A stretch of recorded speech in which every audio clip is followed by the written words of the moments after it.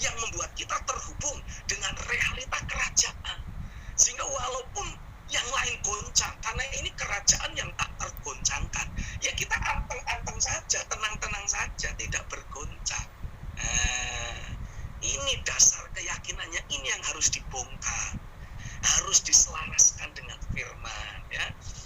Barang siapa bertelinga, hendaklah dia mendengar apa yang dikatakan oleh Roh kepada jemaat-jemaat. Itu salah satu suara Tuhan yang Tuhan sedang perdengarkan. Saya percaya itu suara Tuhan buat gereja-gereja.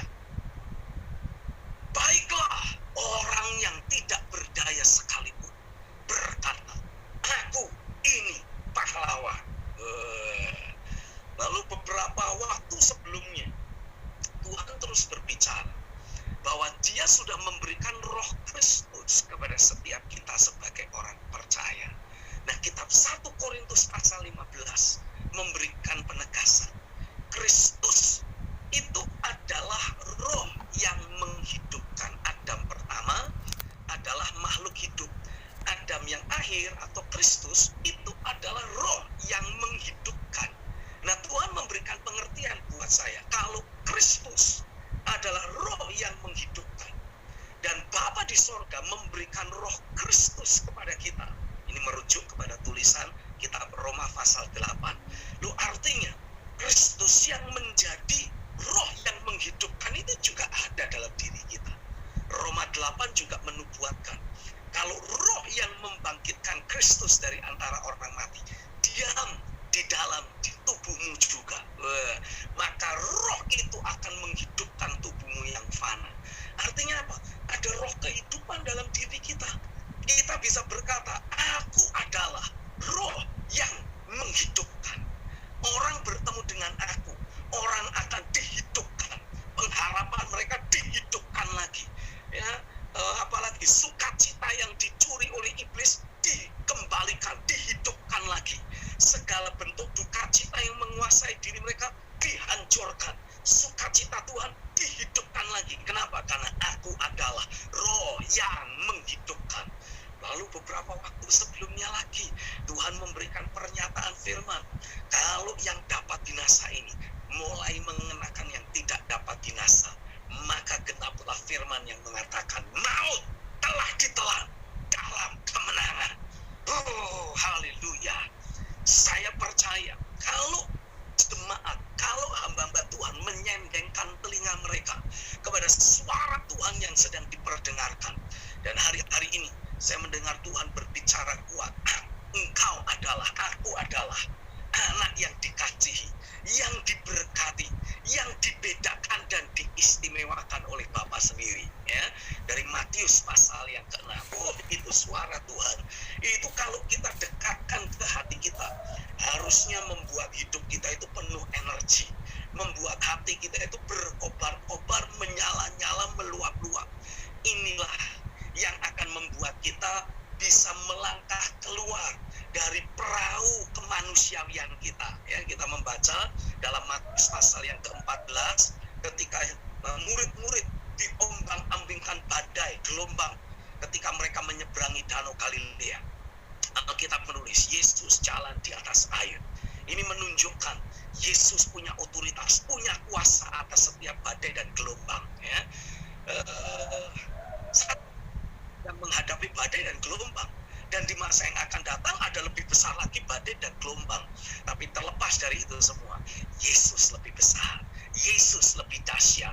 Dia lebih berdaulat dan berotoritas dari semua badai dan gelombang serta kegoncangan yang akan datang. Yang setuju ngomong apa lagi lah. Nah, ketika Yesus menyatakan dirinya, jangan takut, ini aku. Alkitab cerita, Petrus memberi respon, ya kan? Kalau itu engkau ya Tuhan, suruhlah aku datang kepadamu. Lalu Yesus kasih firman, mari kemari. Nah, Petrus loncat keluar dari air. Loncat keluar dari perahu, jalan di atas air, mendekati Yesus. Nah, saya pengen cerita sama saudara. Beberapa tahun yang lampau, saya itu sudah bisa dibawa Tuhan melihat kegoncangan yang akan datang ini. Saya terus doa. Dari doa-doa itulah saya mendapati Yesus datang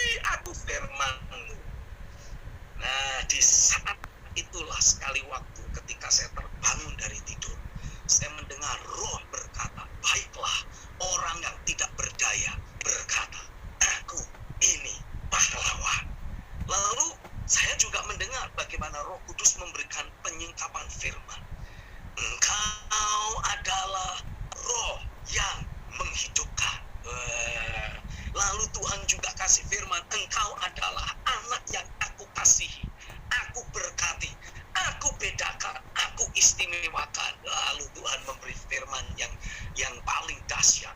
Maut telah ditelan dalam kemenangan. Wah, dahsyat. Ini 4 suara Tuhan yang saya yakin sedang diperdengarkan oleh Tuhan buat gerejanya. Kalau saudara mau meresponi dengan tepat, engkau akan bisa keluar dari perahu kemanusiaan untuk kemudian berjalan di atas air kemustahilan, berjalan di atas air mujizat, berjalan di atas air keilahian Tuhan. Kegoncangan boleh datang, berbagai macam badai dan gelombang boleh menyerang. Mungkin di masa depan akan lebih dahsyat lagi, ya. Mungkin dalam waktu dekat ini akan ada lagi dimunculkan varian-varian baru pandemi COVID-19-nya, ya. New flavor-nya akan terus muncul.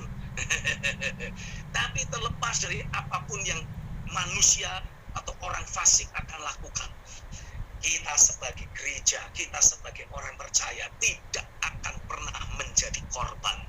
Dan kita tidak akan ikut terombang-ambing. Kita tidak akan ikut tenggelam. No. Yang setuju kasih jempolnya dulu dong. Kita akan tetap bertahan. Bahkan kita di-establish Tuhan. Bahkan kita akan mendemonstrasikan kemuliaan Tuhan. Di tengah kegelapan, sekecil apapun terang, itu akan menjadi tanda yang luar biasa. Hari ini saya berdoa, saya nubuatkan atas, mari, kalau engkau tidak keberatan, arahkan tanganmu ke kamera. Aku deklarasikan di dalam nama Yesus, hidup dan pelayananmu tidak akan pernah sama lagi. Dan engkau akan terus alami suara Tuhan buat gerejanya. Akan kau tarik semakin dekat. Akan kau tarik membuat batinmu bergetar dan menyuarakan suara Tuhan yang sama. Aku ini pahlawan. Aku adalah Roh yang menghidupkan. Aku adalah anak yang dikasihi, yang dibedakan, yang diistimewakan oleh Bapa sendiri. Maut telah ditelan dalam kemenangan. Oh, biarlah firman itu bergetar, berkobar, membuat batinmu menyala-nyala. Dari dalam dirimu keluar suara Tuhan itu kembali. Dan aku deklarasikan, di dalam firman itu ada hidup, ada jenis kehidupan ilahi yang berbeda, mulai menggantikan kehidupan manusiawi yang selama ini ada dalam dirimu. Dan ketika engkau mulai membawa kehidupan ilahi dalam dirimu, di dalam hidup itu ada terang bagi manusia, dan terang itu bercahaya di tengah kegelapan. Terjadilah atasmu di dalam nama Yesus. Firman yang adalah Allah sendiri tidak lagi ada di sorga. Firman yang adalah Allah sendiri ada dalam hidupmu, menjadi suara yang terus berkata-kata, terus berkata-kata, terus menggaung dalam pikiran dan hati kami, membuat roh kami, batin kami berkobar-kobar, menyala-nyala. Terjadilah, dan ketika kehidupan ilahi itu menguasai, hidupmu pun menjadi terang bagi banyak orang. Terjadilah atasmu, kegelapan tidak berkuasa atasmu. Di dalam nama Yesus, tidak ada lagi ketakutan, tidak ada lagi intimidasi, tidak ada lagi takut mati dalam hidupmu, tidak ada lagi intimidasi dalam batinmu, tidak ada lagi tekanan dari si jahat dalam hidupmu. Aku deklarasikan di dalam nama Yesus, engkau akan merespon suara Tuhan yang datang atasmu dengan respon yang akurat, sehingga Tuhan membuat firman-Nya itu bergelora dalam batinmu, berkobar-kobar dalam jiwamu, membuat engkau jadi kuat dan perkasa di dalam Dia, membuat engkau memiliki kehidupan ilahi dalam dirimu, mengkondisikan engkau menjadi terang di tengah gelapnya